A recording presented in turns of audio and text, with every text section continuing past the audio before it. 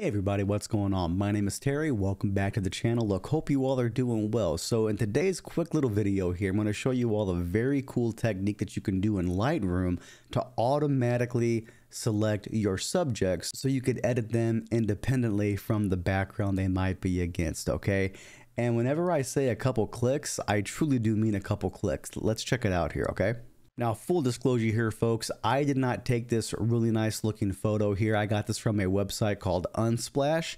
Totally not sponsored, but whenever I need like stock footage or stock photos of whatever I might need something of, all their stuff there is royalty free, even for commercial use. So go check it out. As a matter of fact, if you want to follow along on this tutorial here, I'll leave a link directly to this photo in a pinned comment for you all, okay? So whenever you open up a photo inside of Lightroom, you're normally greeted with this here, okay? But to do the auto subject mask, it's very simple, very quick. You want to go right up here, click on the masking tools, then just one click, select subject. And as you can see, everything highlighted in red is the automatic mask. And just to show you all that this is a true subject mask, I'm going to do a very exaggerated exposure edit here just to show you all here, okay? Now, as you can see, the exposure is only affecting her, not her background, okay? So I'm going to just do this like a little quick edit here, okay? Personally, I do believe that there's a little bit too much, highlight roll off here across her face. So what I'm going to do is I'm going to bring down the highlights just a little bit to like right there. And I kind of prefer more of a contrasty style look. So again, this is all just, my style. Edit a photo however you would like here, okay? So I'm going to bring down the shadows just a touch. I'm going to crush the blacks just a little bit.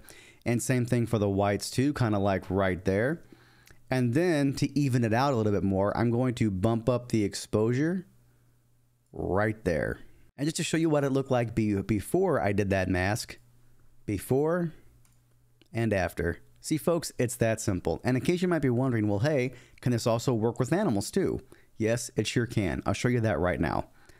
I'm gonna open up another photo of mine here. This is from a photo shoot I did a few weeks or so ago. It was my good friend's dog's 1-year-old birthday party, and they wanted some photos to commemorate it here, okay? So I said, yeah, sure, I'll offer my services, not a big deal at all. And I love the way this photo turned out, guys. I really do. I think it looks beautiful. But just to show you all here, okay, I'm gonna create a new mask, select subject, and you might have saw it a second ago.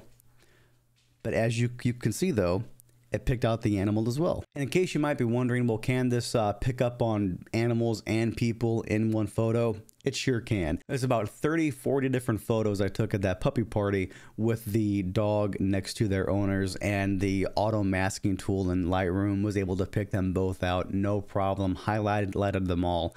Not a big deal at all. Just one click, simple masking, you're good to go. And just for the sake of speed, I love this auto masking. I think it's incredible.